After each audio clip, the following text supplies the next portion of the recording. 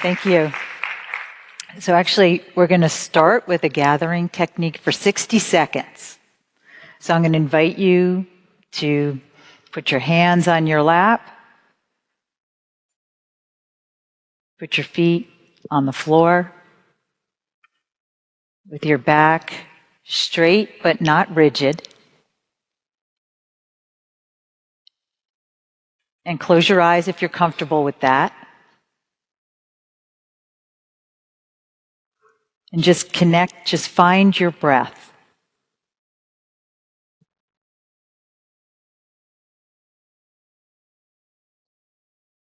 Becoming aware of the inhalation and the exhalation without trying to change anything. Just breathing intentionally.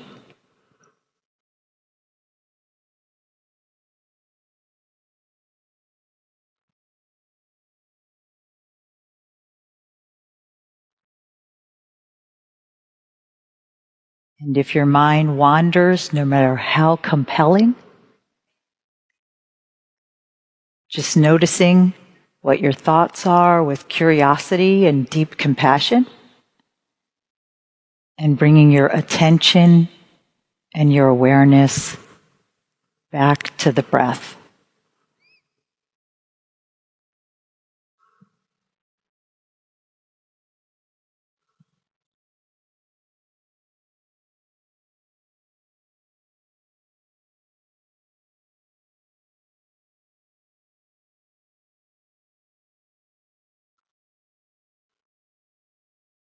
Making the next inhalation the deepest breath of the day, expanding your lungs, dropping your diaphragm.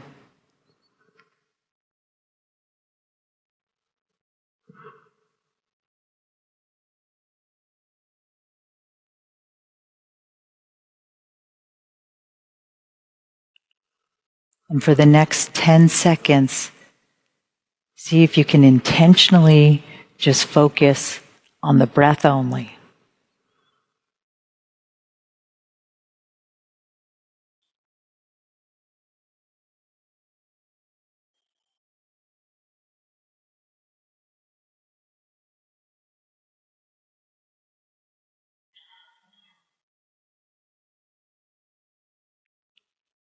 And when you're ready, at your own pace, you can slowly and gently come back to the room. So ordinary people can experience extraordinary states of consciousness with very little training in a very lasered amount of time. And these states of consciousness can have a powerful epigenetic effect on us. We'll use the practitioner, and a powerful electromagnetic effect on those across from us at conversational distance. So I'm going to spend the next hour and 15 minutes supporting the science and the philosophy behind the statement I just made. So the title of my talk is Shifting the Therapeutic Encounter into an Environment of Insight, because what we found is when we create the correct environment, people could have insights into what was going on with them that could have caused the upstream causes for their complex chronic disease. So these are my performance objectives. So we are now in the G of the Go To It mnemonic, just to anchor you with where we are. So there's the gathering, and Michael Stone was eloquently talking about how to gather information and biomarkers. And now we're going to go into how to gather oneself. So we're smack in the middle of the mental, emotional, and spiritual domains on the matrix that infuse and informs all of the nodes in apparent and really invisible ways. So I just want to tell you a little bit about myself so you understand the lenses with which I see this talk through. So I started my nursing career working night shift on a hospice unit because I was fascinated or really curious, where does the soul go after it transitions out of the body. And I figured working night shift on the hospice unit, I'd be able to get a little closer and begin to understand that. So what I found out working night shift was that your job, because you weren't going to change outcomes at this point, there wasn't going to be a new diagnosis, you were going to change the outcome, but your job was to be fully present with people and witness the story, that you, the clinician, were the medicine, and that the suffering that goes on the hospice unit isn't always physiological in nature.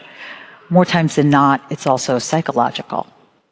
And so there are three tenets that are woven through my talk. The first one was how often when I listened to the story, 2 to 3 years before the diagnosis, there was some huge trauma or traumatic event, either the death of a spouse, death of a child, a divorce, something that happened, kind of imprinting the notion that emotional and psychological factors could have physiological consequences in the body, which at that time it was a novel thought. This is back 35 years ago.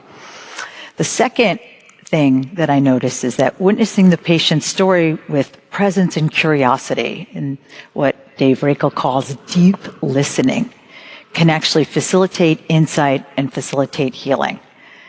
So healing and curing aren't the same thing. I'm not going to cure anybody on the hospice unit, but people can heal to the very last breath, and we could be facilitators or guides for that.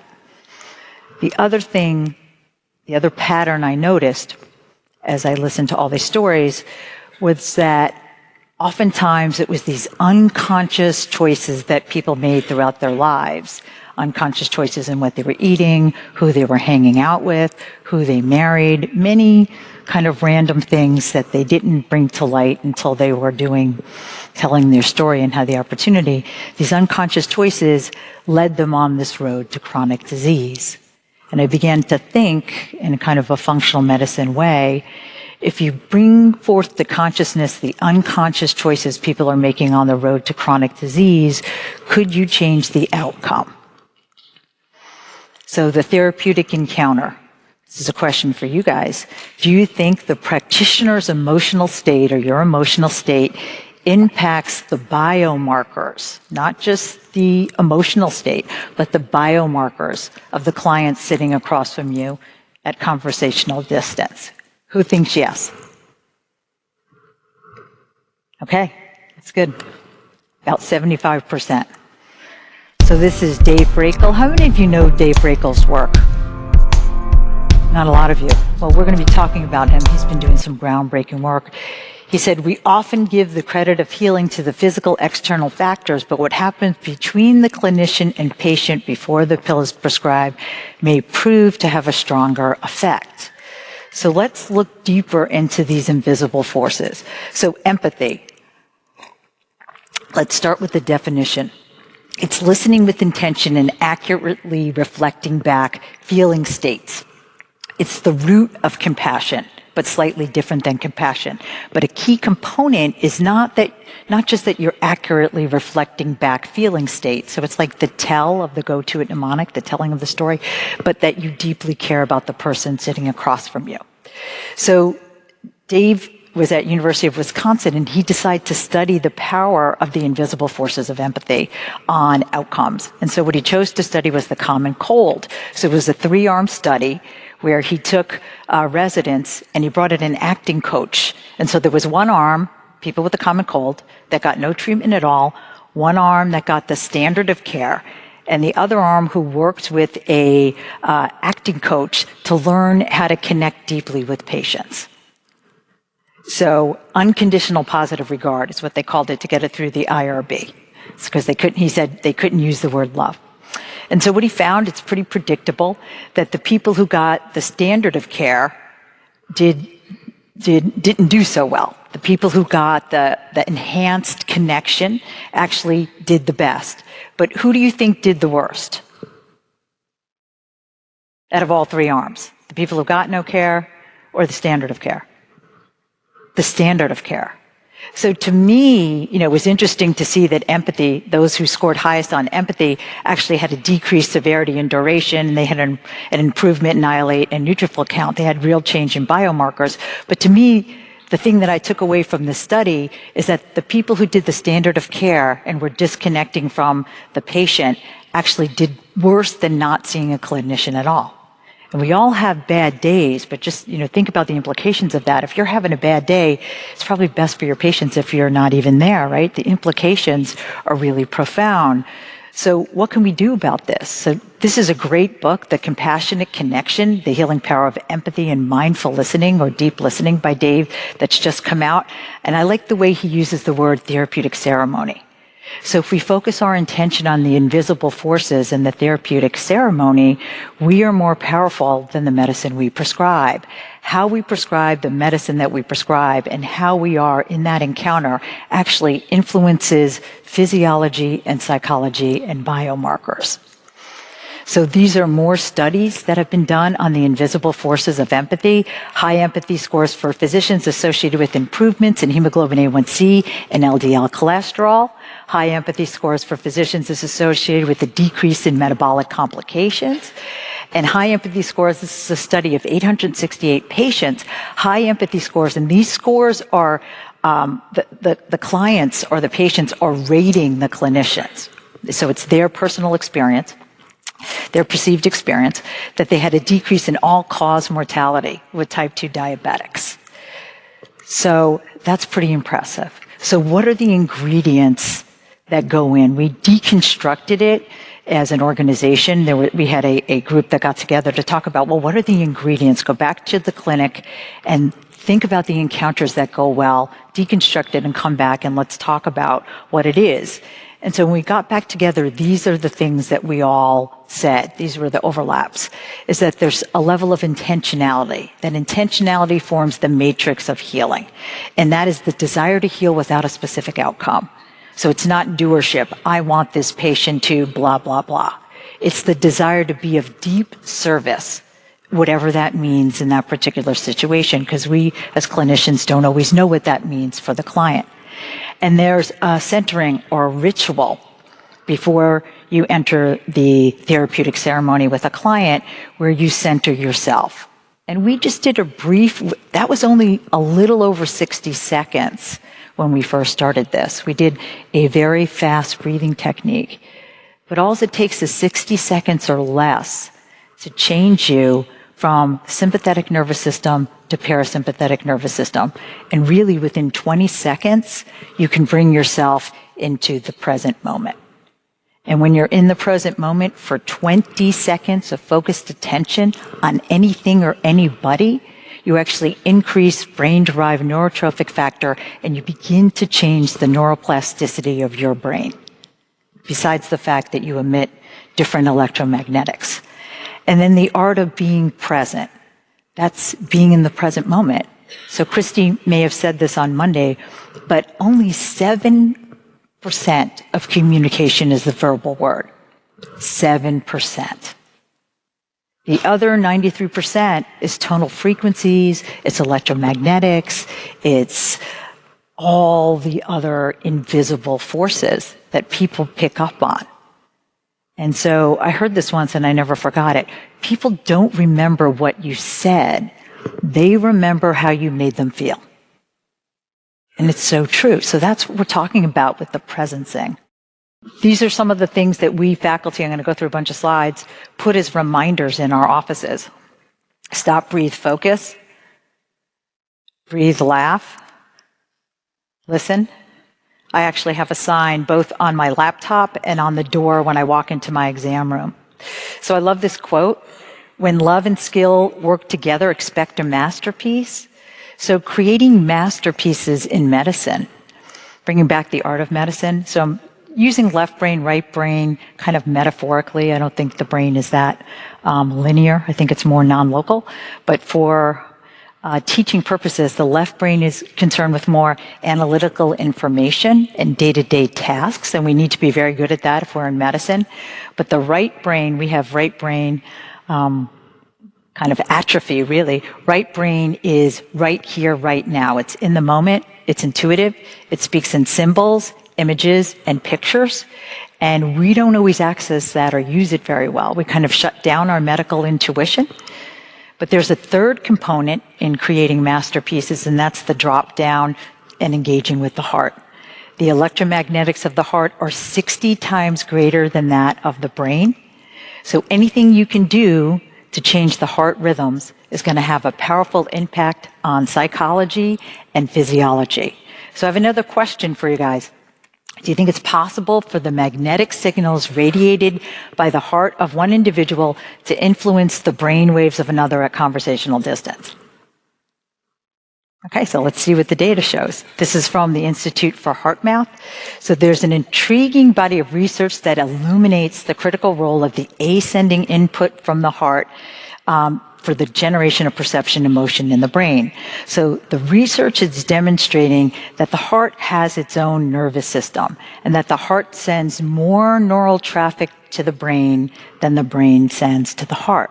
So again, anything that we can do to influence the heart rhythms is going to have a powerful influence on our psychology and our physiology. So let's talk about the energetic communication between human beings. That's the 93% that I was talking about. So we're all familiar with the EKG. So that's measuring the electricity of the heart. But to measure the electromagnetics of the heart of the body, you have to use a magnetometer. So electrical and magnetic fields are similar, but they're different. You can make one out of the other. But electromagnetic fields penetrate things. And what we're finding is that different emotions produce different patterns or encode different patterns in the heart electromagnetic field, and that goes out at least 3 to 4 feet. I think it's wider than that, but that's what they've studied. And it has the ability to impact those at conversational distance. And these patterns can be identified using a heart rate variability machine. That's looking at the beat-to-beat variability of the heart. And so the heart rate variability patterns are the most consistent and dynamic in reflecting one's emotional state. So if you look down, this is the same person. They had them go into a state of appreciation. And appreciation is actually a state of consciousness. It's not really an emotional state, but it's a different state of consciousness. And you see the heart rhythms go into an orderly sine wave pattern. And then they got that same person frustrated moments later, and there, you see the erratic, you can just look at the heart rate variability machine. It's erratic and it's jagged edges, right?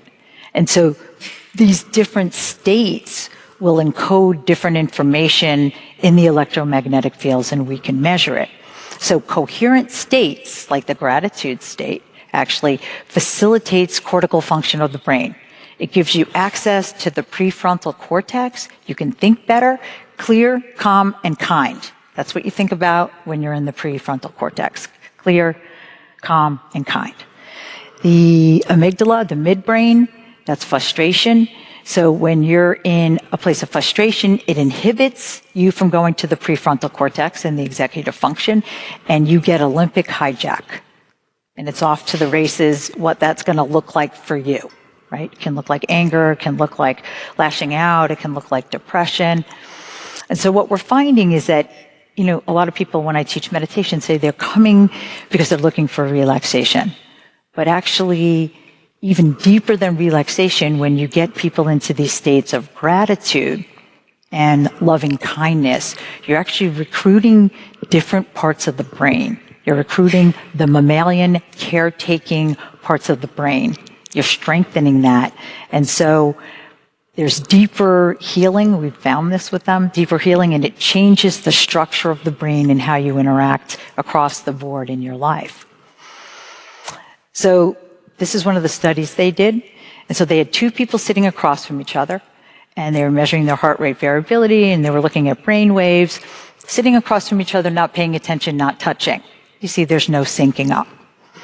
Then they had those same 2 people hold hand and give focused attention on each other. Focused, open presence. They weren't doing anything else, but they were holding hands.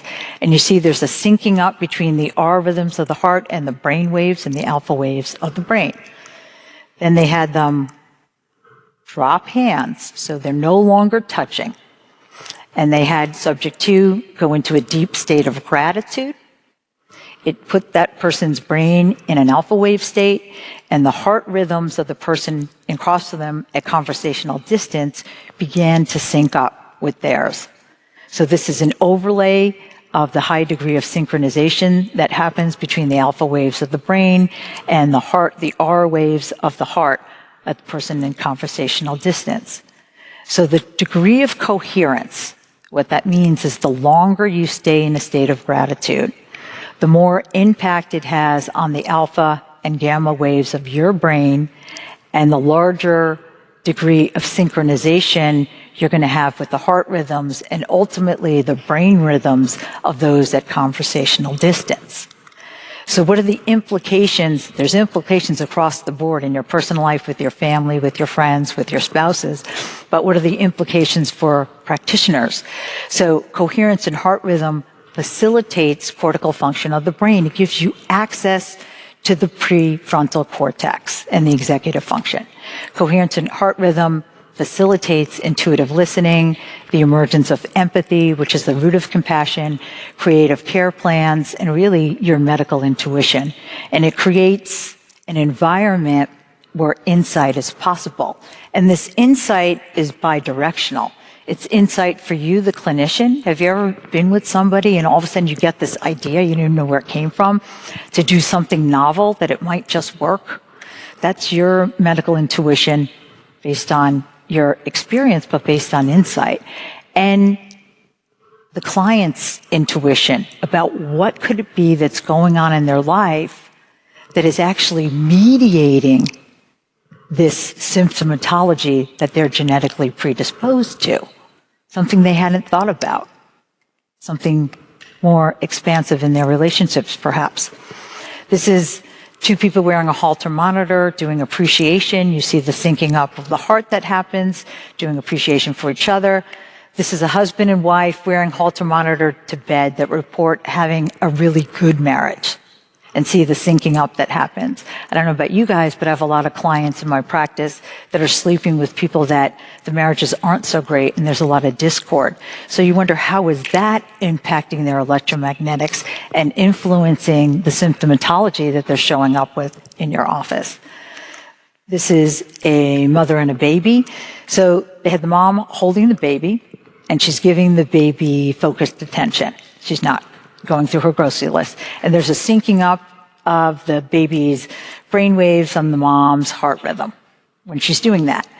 I don't have this particular slide, but then they had the mother still holding the baby. So she's still holding the baby, but they had her go through her grocery list and her bills. So she no longer was giving the baby focused attention, and the syncing up shifted. They were no longer in sync. So focused attention is a key ingredient in the presencing and the changing of these electromagnetics and the synchronization that happens. And again, that focused attention is 20 seconds of focused attention, which is very hard to do. If you think back to the beginning when I said, pay attention to your breath for 10 seconds, for some people that could have seemed like 60 seconds, right? It can be hard to focus that long. Our brains aren't trained to do that. So our heart field affects the client. So gathering yourself, I love this quote, if you don't work with love, you're just a very good technician. And there's nothing wrong with being a very good technician. But what I'm encouraging you to do is leverage the love and the invisible forces.